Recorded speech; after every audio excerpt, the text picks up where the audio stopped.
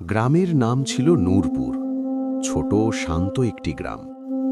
সেই গ্রামের এক কিশোর ছিল রাশেদ। সে খুব মেধাবী, কিন্তু একটা বড় সমস্যা ছিল, সে নামাজ পড়ত না।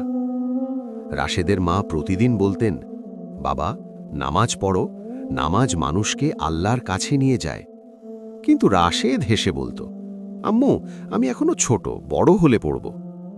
দিন যায়, মাস যায়, রাশেদের অভ্যাস বদলায় না।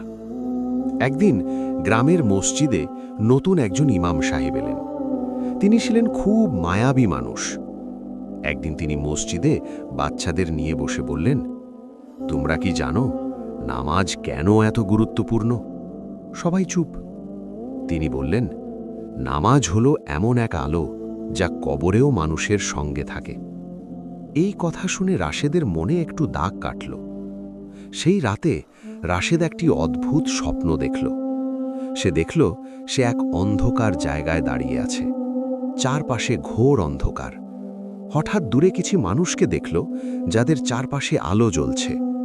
রাশেদ ভয় পেয়ে জিজ্ঞেস করল, তোমাদের চারপাশে আলো কেন? তারা বলল, এগুলো আমাদের নামাজের আলো। রাশেদ নিজের দিকে তাকিয়ে দেখল তার চারপাশে কোনো আলো নেই। সে কাঁদতে লাগল, আমার আলো কোথায়?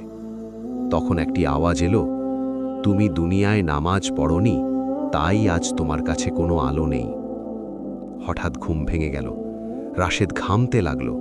সে উঠে মায়ের কাছে দৌড়ে গিয়ে বলল, আম্মু, আমি নামাজ পড়ব, এখন থেকেই পড়ব। তার মা অবাক হয়ে গেলেন, কিন্তু খুব খুশি হলেন। সেই দিন থেকে রাশেদ 5 ওয়াক্ত নামাজ শুরু করল। প্রথমে কষ্ট হতো, ফজরের সময় ঘুম ভাঙত না, কিন্তু সে নিজেকে বলতো, এই নামাজই আমার আলো হবে। ধীরে ধীরে সে নিয়মিত হয়ে গেল। কিছুদিন পর সবাই লক্ষ্য করল রাশেদ বদলে গেছে। সে আগের মতো রাগী না, মিথ্যা বলে না, খারাপ কাজ করে না। সবাই তাকে ভালোবাসতে শুরু করল।